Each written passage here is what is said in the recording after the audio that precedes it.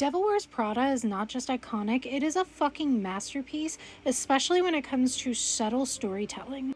Am I about to rave about the most tiny details of this film? Yes, because every tiny detail is what makes a film the beauty that it is. Sometimes you're being signified things in a story without even realizing that you are. So let's just look at the names of the characters and how it signifies who they are in the film. First off, Miranda Priestley. She is iconic, and her last name, Priestley. It harkens back to a central figure of authority, especially when it has to do with religion. The people in her workforce worship her as though she is the translation of the gods of fashion.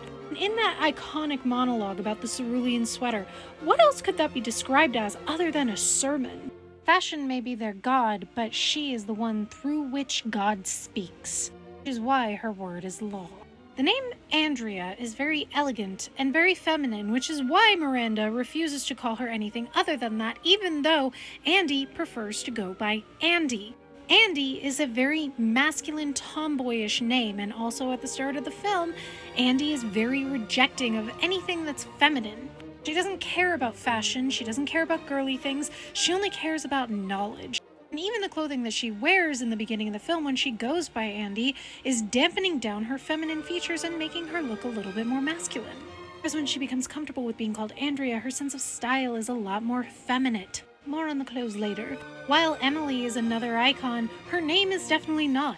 Emily is one of the most generic women's names you will ever find. I could throw a rock out this window and within 3 feet I'd probably hit 5 Emilys.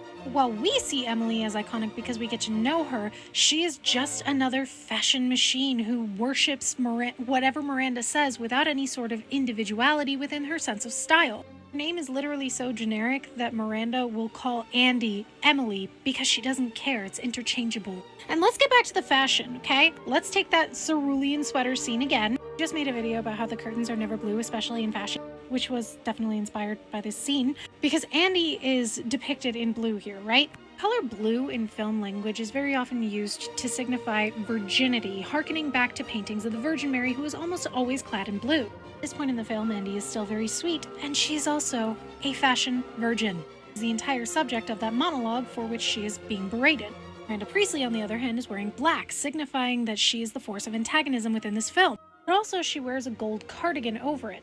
Gold is often associated with things like royalty and riches. She is at the top of her field. That is reflected by the fact that the gold pieces even look like little gold coins. The Devil Wears Prada is another one of those chick flicks that is often far underestimated for exactly how brilliant of filmmaking it is, because that movie is damn near perfect.